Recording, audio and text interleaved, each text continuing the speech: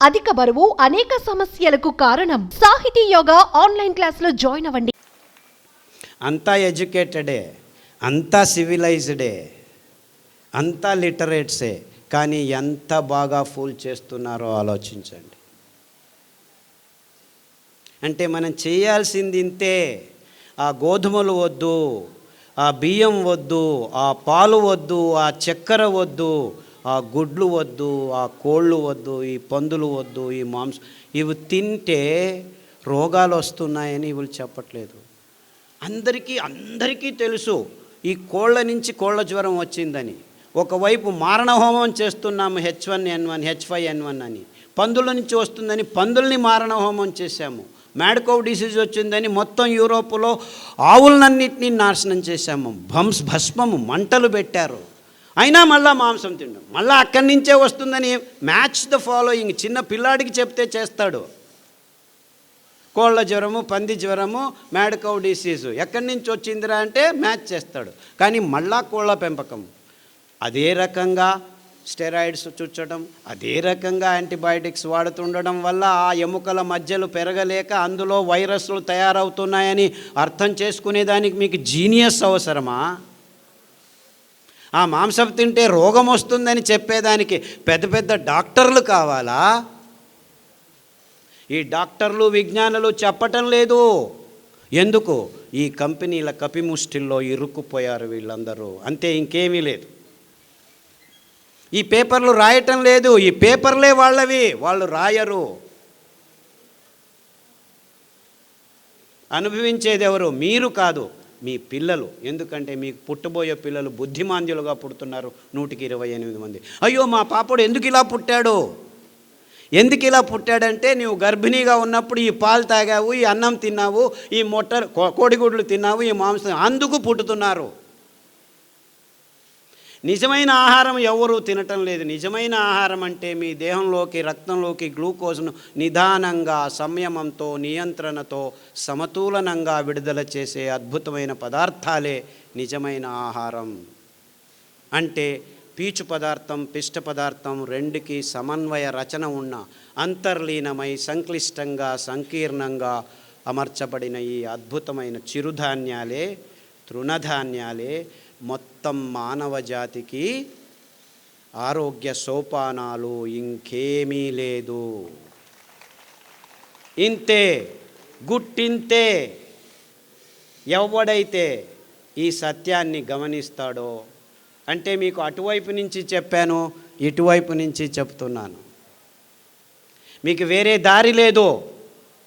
ఈ గోధుమలు, బియ్యము, చక్కెర పెంచుకోలేము.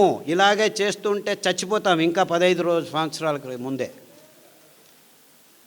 మీరు నిజంగా ఆరోగ్యంగా ఉండాలంటే దీనికి మేము వేల మందికి, లక్షల మందికి ఈ రోగాల్ని నయం చేశాము. గ్యాంగ్రీన్, క్యాన్సర్, HIV, SLE, పుస్సు, ఏమేం పేర్లు పెట్టుకుంటారో పెట్టుకోండి. IBS, క్రాన్స్, లొట్టె, లొస్కు, ఐ డోంట్ కేర్. ఊబకాయం, నో ఇష్యూ. తినండి. ఈ 5 ధాన్యాల్ని తినండి. 2 రోజులు మార్చి తినండి. ఎందుకంటే ఒక్కొక్క ధాన్యంలో ఒక్కొక్క అద్భుతమైన శుద్ధీకరణ గుణాలు ఉన్నాయి. సామెలు తింటే మీ జననాంగాల్ని శుద్ధం చేస్తుంది.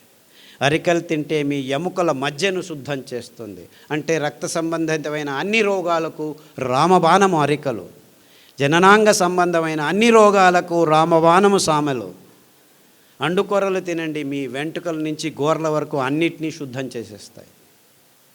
ఊదలు తినండి, మీ కొవ్వు అంశాలు అంటే కాలేయము, మూత్రపిండాలు, మెదడు, ఇలా కొవ్వు అంశాలని తయారు చేసే అక్కడున్న అంశాలని నాశనం చేసేస్తాయి.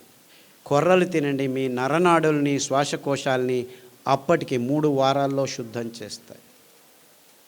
ఇంత అద్భుతమైన ధాన్యాలు, ఇంత సరళమైన ధాన్యాలు. ఎందుకంటే 4 వానలు పడితే చాలు ఈ ధాన్యాలు బంజరు భూముల్లో, మెట్ట భూముల్లో అవంతకవే పెరుగుతాయి.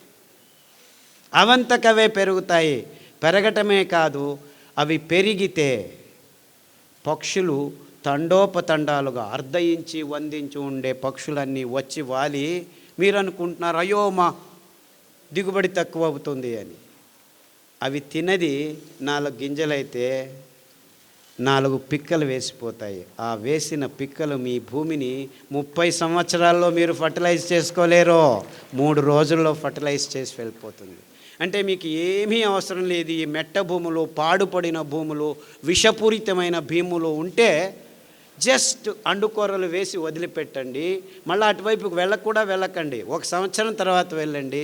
మీరు అందులో వెళ్ళి మళ్ళీ మీ భయంకరమైన చెరుకును పెంచుకునేదానికి ఫర్టిలైజర్ లేకుండా పెంచుకోవచ్చు. అంత అద్భుతంగా, అఫ్కోర్స్ రాంగ్ ఎగ్జాంపుల్ ఇస్తున్నాను. మీరు చక్కెర చెరుకును పెంచనేకూడదు భూమి మీద. అంటే మీ ఆరోగ్యాన్ని కాపాడడం ఒకవైపు అయితే, బరుడైన బంజరైన మెట్ట భూముల్ని మళ్ళా సారవంతానికి తీసుకొచ్చే ఒకే ఒక్క వైజ్ఞానిక పద్ధతి ఈ అండుకొర్రల్ని పెంచటం. ఎన్నో భూముల్ని మేము మెట్ట భూముల్ని, రాసాయనిక ఎరువులు ఉన్న భూముల్ని ఇలా 6 నెలల్లో బంజరు భూమి నుంచి సారవంతమైన భూములకి కన్వర్ట్ చేయొచ్చు. సారవంతం ఏమిటి?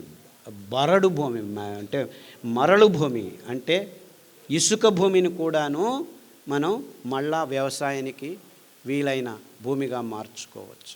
మేము ఈ మైనింగ్ చేసి వదిలిపెట్టేసిన భూముల్లో కూడాను సిరిధాన్యాల్ని అటవీ చైతన్యం వేసి పెంచగలిగాము.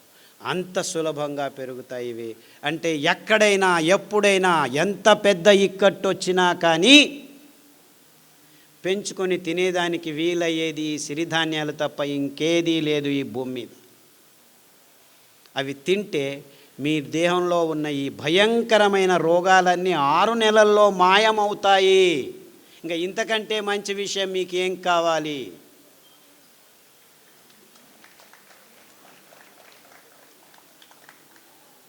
చప్పట్లు చట్టాల్సిన పని లేదు. I know you are all very serious. చాలా గంభీరంగా ఆలోచిస్తున్నారని నాకు అర్థమవుతుంది. నిజమైన గంభీరమైన విషయం ఇది. మన ఆరోగ్యం చెడిపోయింది, మన భూమి తలలిల్లాడుతుంది, బరడు మన కోసం కరువులు కాచుకొని ఉన్నాయి, అతివృష్టి అనావృష్టి ఆల్రెడీ సృష్టించాము, ఇంకా దారి లేదు. We are not going to suffer, we are suffering. ఇంకా తలకు పోవట్లేదు. మనమంతా ఇంకా వెంట్రుకలకు పెయింట్లు వేసుకొని వాళ్ళ కర్మ, ఆ సినిమా వాళ్ళకి టీవీ వాళ్ళ కర్మ, మీకెందుకు? మీరందరూ పూసుకుంటున్నారు.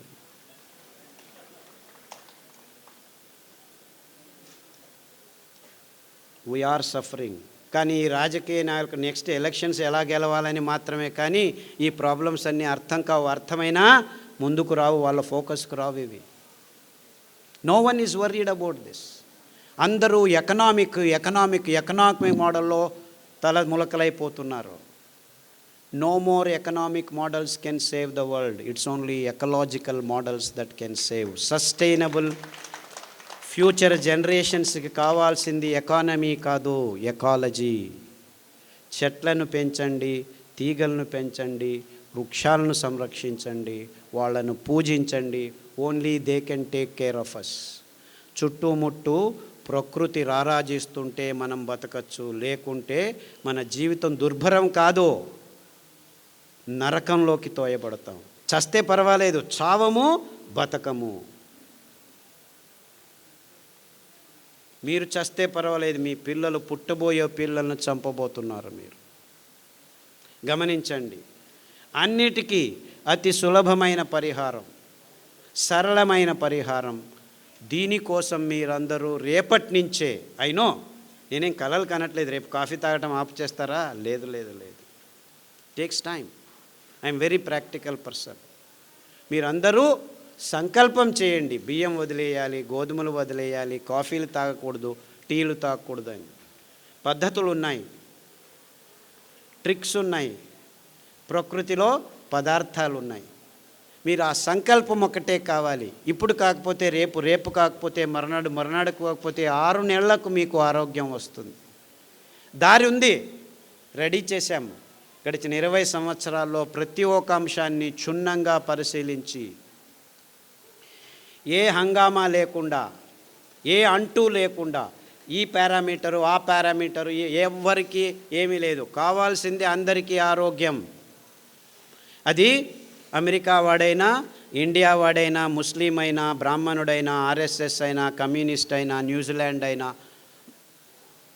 చివరికి అండర్ వరల్డ్ డాన్లైనా అందరికీ అదే రోగం. 100 మంది ఎండి ఎంఎస్ డాక్టర్లను తీసుకొస్తే 28 మందికి డయాబెటీస్ ఉంది. 100 మంది స్వామీజీలను తీసుకురండి, 28 మందికి డయాబెటీస్ ఉంది. 100 మంది చీఫ్ మినిస్టర్లు అంటే ఎలాగో అనుకోండి వాళ్లకు ఉంది. 100 మంది అటెండర్లు ఆ లిఫ్ట్ అటెండ్ చేస్తారు, వాళ్ళకు 28 మందికి డయాబెటీస్ ఉంది. అంటే ఈ డాక్టర్లు ఏం చేస్తారు? లైఫ్ స్టైల్ డిసీజ్ అంటారు. అందరి లైఫ్ స్టైల్ ఒకటేనా? కాదు.